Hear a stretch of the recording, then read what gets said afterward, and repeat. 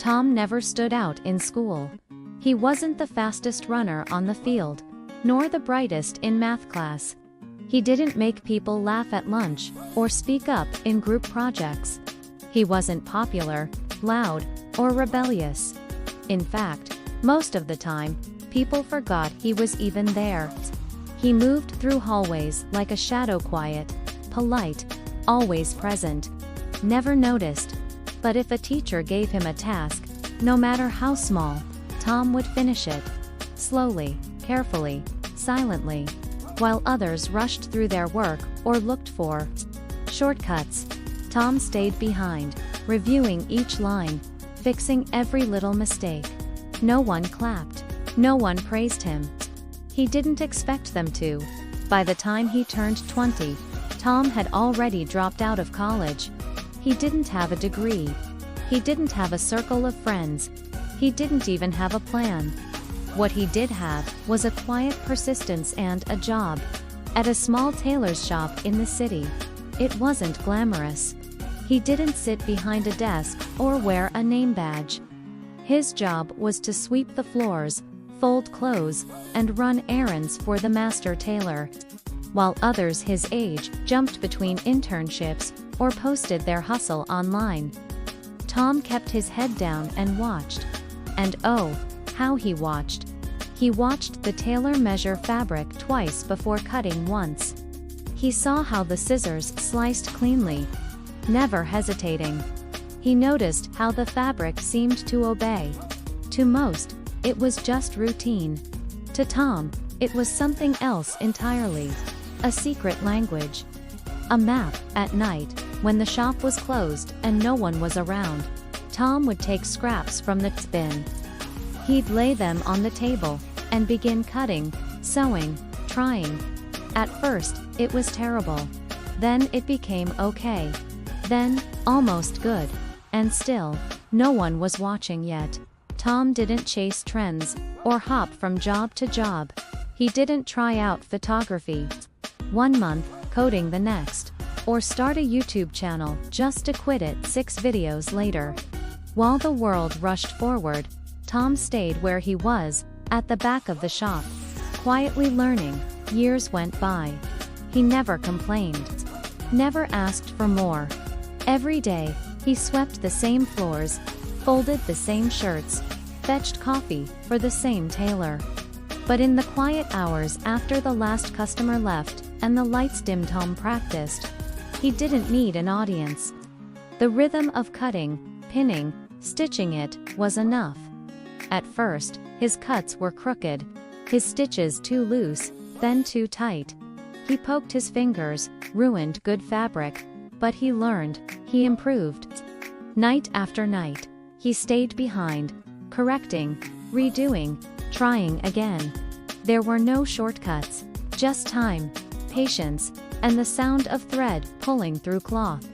Eventually, the tailor began to notice. One morning, he asked Tom to hem a pair of pants. Another time, he handed him a sleeve to adjust.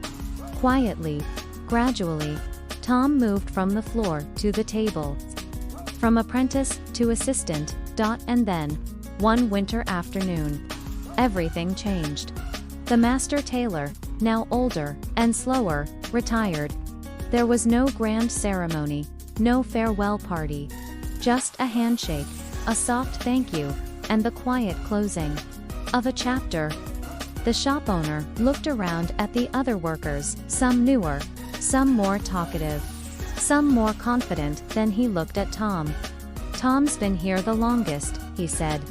"Let him try." It wasn't a grand promotion, just a small chance. The first few customers were hesitant. They looked at Tom's quiet eyes, his unsure hands. But when they returned to pick up their suits, something surprised them. The sleeves draped just right. The shoulders sat perfectly. The collar hugged the neck, not too tight, not too loose. The fit was perfect.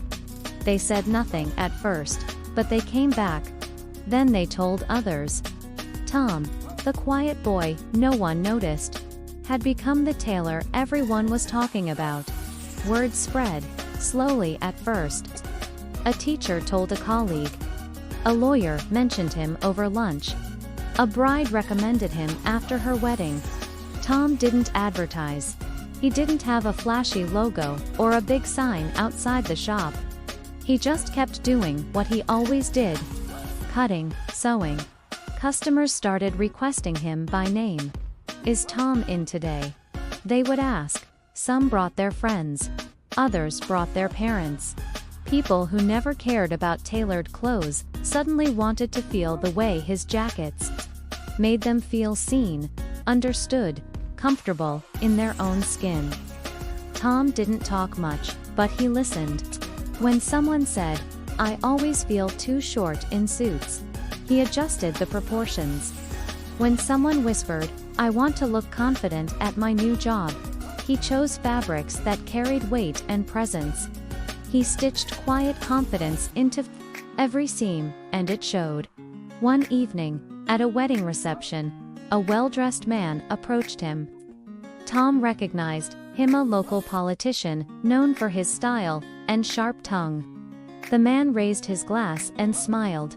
"You weren't trained in Paris or Milan, were you?" he asked. Tom shook his head. "So how did you get this good?"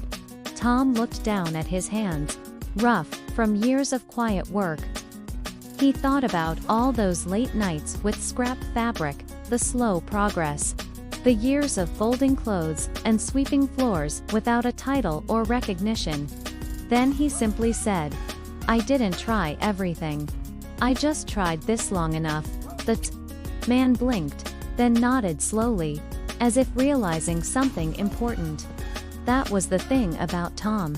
He didn't need to speak loudly to be heard.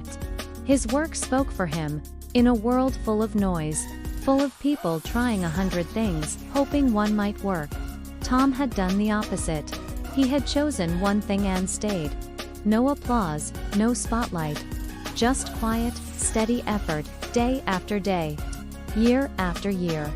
And somewhere along the way, the boy no one noticed had become the man everyone admired. Not because he was the fastest, or the smartest, but because he never left the room.